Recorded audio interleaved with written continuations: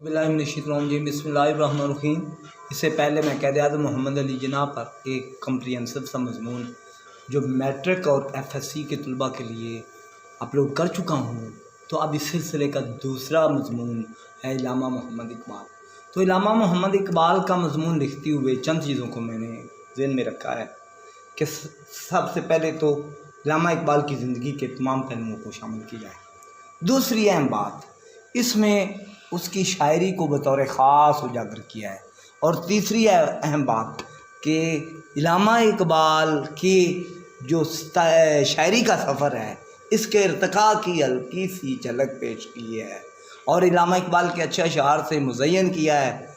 और सबसे आखिर में जो अहम बात है कि मैंने तहक़ीक़ी अंदाज़ में इस मज़मून को लिया है। तो आप अगर ये मज़मून इस अंदाज़ से लिखेंगे तो कोई वजह नहीं कि आपको 15 में से 15 नंबर ना मिलें। इसी तरह एफएससी के तलबा अगर इस मज़मून को इस अंदाज़ से लिखेंगे तो उनके भी नंबर पूरे होंगे। अब हम इसको शुरू करते हैं। इल्लामा मोहम्मद इकबाल।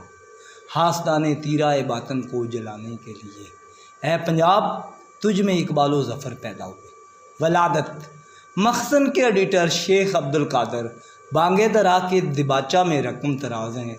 अगर मैं अक़ीदा तनासख का कायल होता तो ये कहता, मिर्ज़ा गालिब की रूह उर्दू शायरी की अदम तकमील पर बेकरार होकर शेख नूर मोहम्मद के घर तवल्लुद हुई और इकबाल नाम पाया। इल्लामा इकबाल 9 नवंबर 1877 को शेख नूर मोहम्मद के घर सियालकोट में पैदा हुए।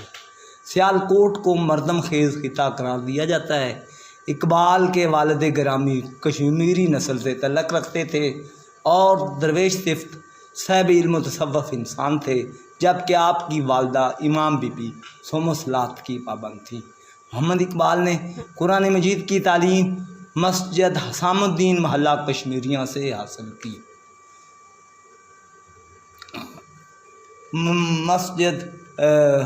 महल्ला कश्मीरियाँ से हासिल की। मर्रे कॉलेज सियालकोट में इल्लामा इकबाल की मौलवी मीर हसन जैसे अजीम उस्ताद मिल गए, जिन्होंने अरबी ज़ुबान का ज़ौक़ इकबाल में कूट कूट कर भर दिया। इंटरमीडिएट का इम्तिहान पास करने के बाद आप ग्रेजुएशन की तकमील के लिए गवर्नमेंट कॉलेज लाहौर आ गए, जहाँ उन्हें प्रोफेसर आर्नल्ड जैसे फ़लसफ़ादान की शागिर्दी नसीब हुई।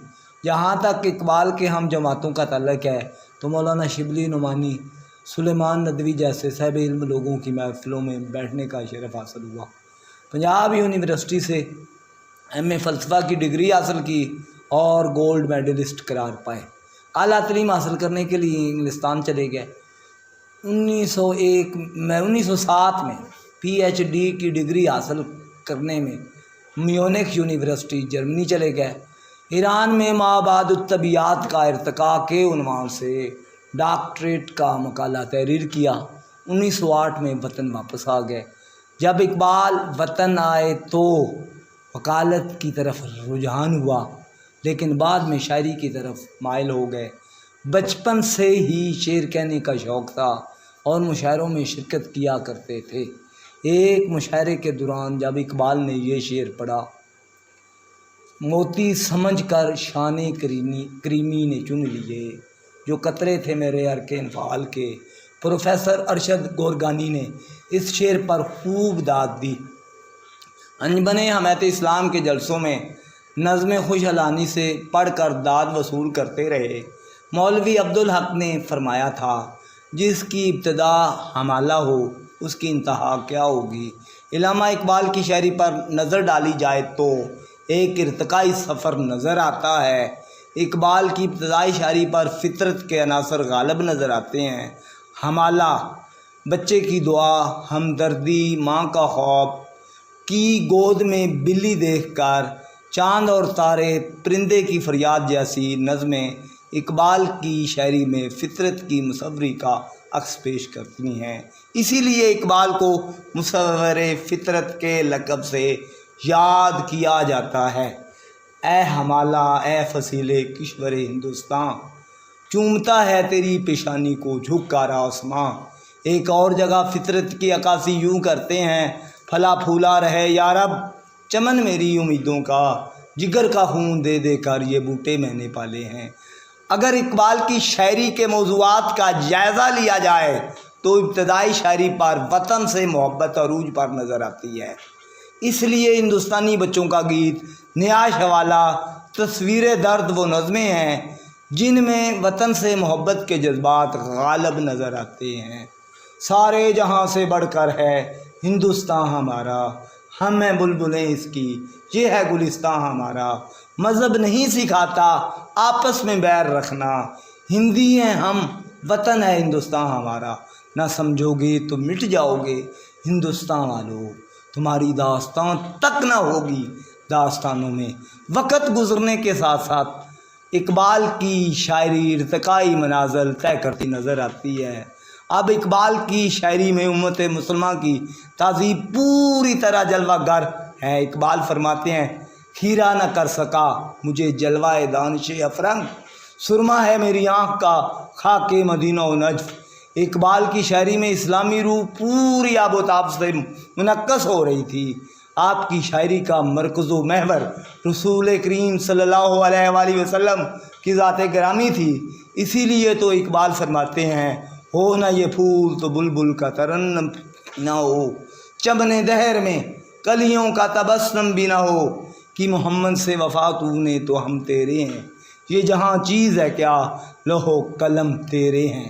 اقبال جس نے وطن سے محبت اور ہندوستان سے والہانہ لگاؤ سے اپنی شاعری کا سفر شروع کیا تھا، اب ملت اسلامیہ کا وہ تصور دینے والا شاعر بن گیا جس کا مقصد اخوت اسلامی اور امت مسلمہ کا اتحاد تھا۔ اسی لیے تو اقبال کہتے ہیں، چین و عرب ہمارا، ہندوستان ہمارا، ہم ہیں مسلم، وطن ہے سارا جہاں ہمارا۔ اقبال نے وطنیت کے بت کو پاش پاش کر کے ملت اسلامیہ کو ایک وحدت قرار دیا۔ اپنی ملت پہ قیاس اقوام مغرب سے نہ کر، خاص ہے ترکیب میں قوم رسول ہاشمی۔ اقبال اخوت کا داعی نظر آتا ہے، یہی مقصود فطرت ہے، یہی رمز مسلمانی، اخوت کی جہانگیری، محبت کی فراوانی۔ اگر اقبال کے افکار پر نگاہ ڈالی جائے تو بلا شبہ اقبال کی فکر نتشے، فٹشے، برگساں، آرنلڈ، جان ملٹن اور گویٹے کے افکار سے اخذ ہے، لیکن اقبال کے فکر کی بنیاد قرآن مجید اور سنت رسول کے علاوہ مسلم صوفیاء کے افکار پر رکھی گئی ہے۔ اسی لیے تو اقبال کہتے ہیں، اسی کشمکش میں گزری میری زندگی کی راتیں، کبھی سوز و ساز رومی، کبھی پیچ و تاب رابضی۔ یہ وہ دور تھا جب بر صغیر میں غلامی کے کھٹا ٹوپ اندھیرے چھائے ہوئے تھے۔ یہی وجہ ہے کہ اقبال نے ہندوستانی سیاست میں نہ صرف حصہ لیا بلکہ اہم کردار ادا کیا۔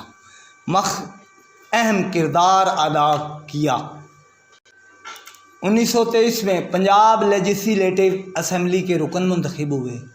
اسی طرح آپ نے عملی سیاست میں وارد ہو کر تحریک آزادی کو فعال کردار ادا کیا۔ تاہم آپ کا سب سے اہم کارنامہ 30 دسمبر 1930 کو الہ آباد کے مقام پر خطبہ الہ آباد ہے۔ آپ نے فرمایا، جنوبی ایشیا کے مسلمانوں کے لیے علیحدہ وطن کا قیام وقت کی اہم ترین ضرورت ہے، اور اب برصغیر کے مسائل کا واحد حل مسلمانوں کے لیے علیحدہ وطن کا قیام ہے۔ اس لیے اقبال کو مصور پاکستان کہا جاتا ہے، کیونکہ انہوں نے سب سے پہلے علیحدہ وطن کا تصور پیش کیا۔ 1934 میں علامہ اقبال نے قائد اعظم کو انگلستان سے واپس آ کر مسلمانوں کی قیادت سر انجام دینے کا مشورہ دیا، جس پر قائد اعظم نے عمل کیا۔ قائد اعظم علامہ اقبال کے افکار کی دل سے قدر کرتے تھے۔ اقبال نے جو خواب دیکھا تھا، اس کی تعبیر حاصل کرنے کے لیے قائد اعظم کی ولولہ انگیز قیادت میں مسلمانوں نے علیحدہ وطن حاصل کر لیا۔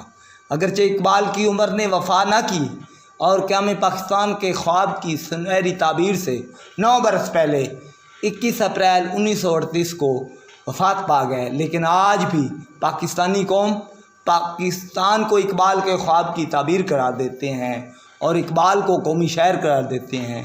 آپ کو بادشاہی مسجد کے پہلو میں دفن کیا گیا، جہاں باقاعدہ ایک مزار بنایا گیا، جہاں پاک فوج کے چاقو چوبند دستے سلامی پیش کرتے ہیں۔ آسماں تیری لحد پہ شبنم افشانی کرے، سبزائے نو رستہ اس گھر کی نگہبانی کرے۔ اقبال کی شاعری کا مرکزی نقطہ خودی ہے، خودی کا سر نہاں لا الہ الا اللہ، خودی ہے تیغ فساں لا الہ الا اللہ۔ ڈاکٹر سلیم اختر کہتے ہیں اقبال کی شاعری میں خودی کو وہی حیثیت حاصل ہے جو نظام شمسی میں سورج کو۔ علامہ اقبال کو عالمی سطح پر مفکر تسلیم کیا گیا ہے اور آپ کی کتب کے تراجم دنیا کی مختلف زبانوں میں ہو چکے ہیں۔ ایران، جرمنی، برطانیہ، فرانس میں اقبال کے افکار و حیات پر تحقیقی کام ہو رہا ہے۔ علامہ اقبال کی حیثیت ایک عالمی دبستان کی سی ہے۔ اقبالیات کو بطور علیحدہ مضمون کے شہرت حاصل ہو چکی ہے۔ والسلام، ڈاکٹر مظہر اقبال۔